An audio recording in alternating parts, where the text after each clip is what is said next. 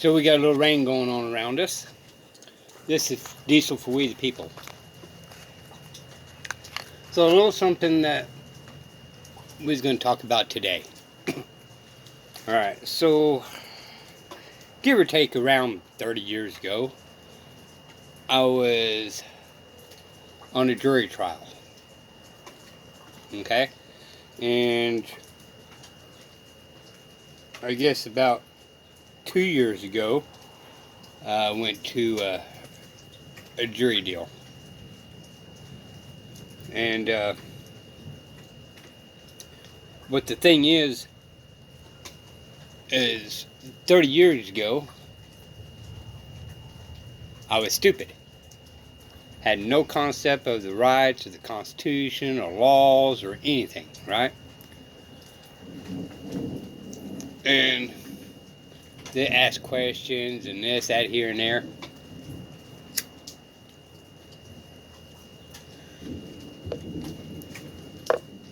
The difference is, at that given time, I did know the difference between right and wrong, and to pay attention to their surroundings. Okay?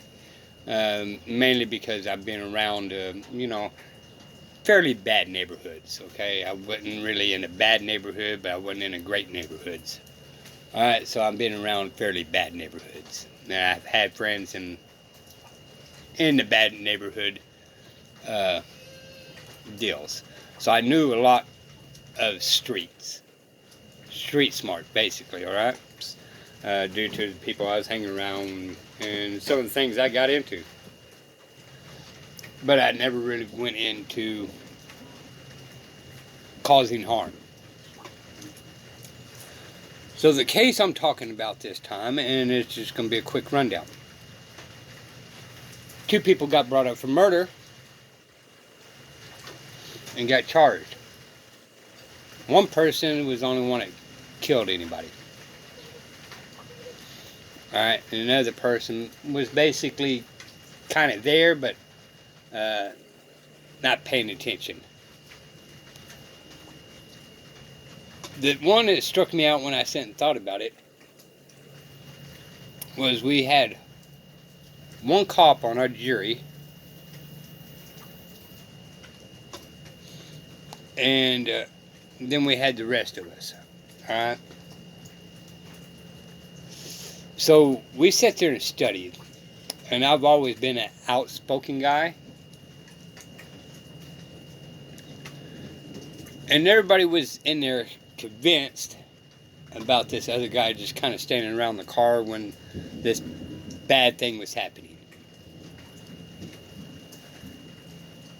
And he already served time, he's already convicted and all that. This was a retrial, and his friend says, he wasn't in that particular area when he killed this young lady.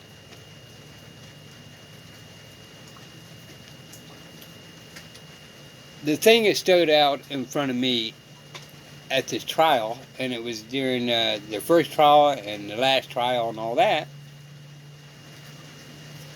was in general, there was one set of footprints around when the crime happened. Okay? One set. There was 2 people, but there was only one set of footprints. Investigators agreed, and what was goofed up is they only talked about it one time. And it was blew off, and it was in half of the discussion through the couple of days. Okay? One time through half the discussion, but it stuck in my head for some reason or another, right? But he was convicted for killing the girl also. So there was supposed to be 2 people killing the one girl, but with one set of footprints. And the guy that convicted, he said, I did do it, and I did it by myself and all that kind of stuff. So me and actually the officer got into kind of like a little dispute because of the one footprint thing. So I just kind of looked at the rest of the jury, and I told them, look, he's an officer, and he's going by two people doing the exact same thing with one set of footprints. And the whole case was basically by design of, was he helping the other guy? That was what the whole case was based on. And no other footprints was around there. So we actually had to find the guy innocent of actually murdering the young lady. Now the reason why I'm bringing this up is because when I sat there and looked at everybody around, it dawned on me that they actually pick the dumbest jurors, including me. Alright? Because again, I was naive, but I did pay attention to their surroundings. And the one thing did stick out, and I did argue on that behalf, and so everybody had to study the paperwork and all this. It was supposed to be a shut and close, easy case. But I drug it out a little longer because of that one particular deal. You cannot have two people killing the same person at the exact same time and not leave, two sets of footprints. There had to be two. So that tells me automatically there's either one person there, one or the other. They cannot be both of them. And they used it in the courts about the one footprint. And when we went in there, everybody was automatically, and of course it had to be the cop to be the first one to speak out. Well, this is pretty much an easy shut case. What do you guys think? And this was even just minutes. So this was going to be supposed to be a short and easy case. And so everybody started agreeing. I said, whoa, wait a minute. Y'all, it's not that cut and dry. How is there two people there with one set of footprints? Needless to say, the guy got off. He spent time in prison already. If we could, we would give him a longer sentence for not helping the young lady, but he already spent some years in there and all that kind of stuff. So we actually, due to that technicality, we had to go ahead and release him. The point I was getting at was the people was ready to convict him as one of the murderers itself.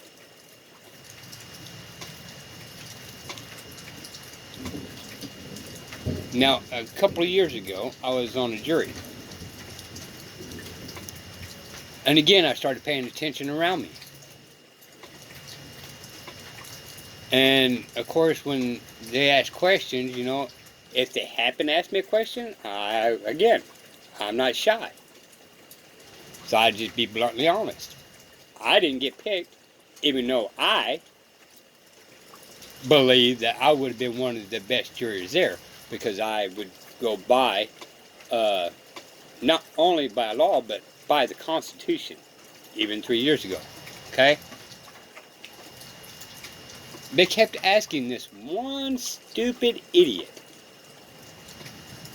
questions over and over and over, and kept giving the wrong answer. And that person got picked. On top of a government official, fire guy. I don't remember if he's fire chief or just fire personnel, but he fought fires. He got picked. So when you are actually on the juror, if they pick you to be on the juror, they expect you to be the dumbest one out of the group. They do not want smart jurors whatsoever. Unless the two lawyers got together and decide whether the guy should be set free or not. The lawyers make all the decisions. And then the lawyers decide to pick the juries for what outcome they want on the prosecution. This is the reason why innocent people go to prison all the time. Because the two lawyers already convened. Okay? And they play mind games with the jurors. If they want somebody to go to prison, they pick the dumbest. But if they want somebody free, then they'll go in there and kind of give a leeway to it and go into the minds of already preparing the setup why you are being picked as jurors. They're giving small hints of what's going on here and there. The point I'm making as today, pay attention to you if you ever get called on a juror. And see what they do or do not ask on the people, and see who they actually pick.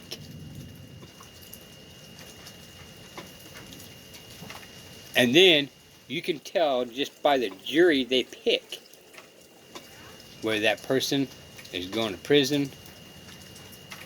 It don't have to be a crime, you know. It could be innocent or guilty. Okay? And they will do mind tricks and all this. Tell you what the laws are, but they will not tell you what the Constitution is.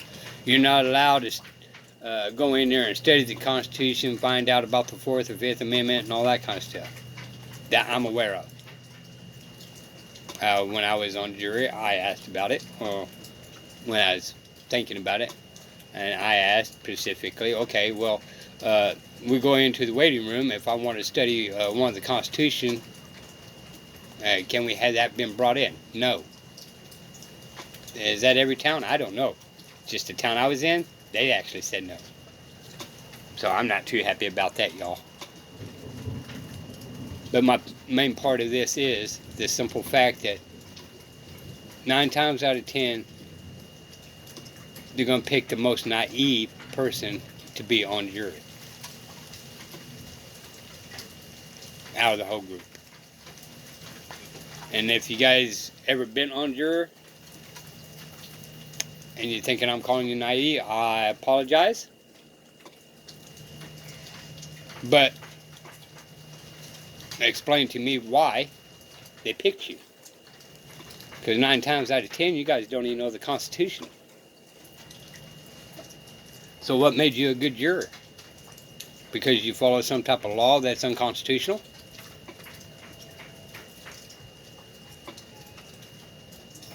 Like I said, first time I was on a jury, I was naive.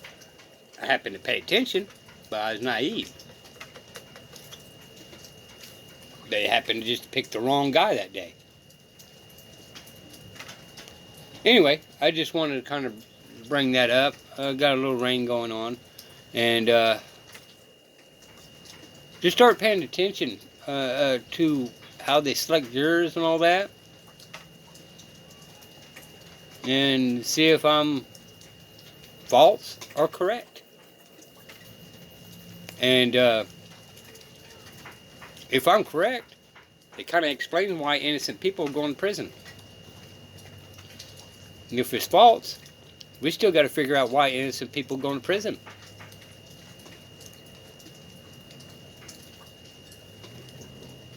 It's that simple. And I'm a firm believer that every juror needs to know one thing.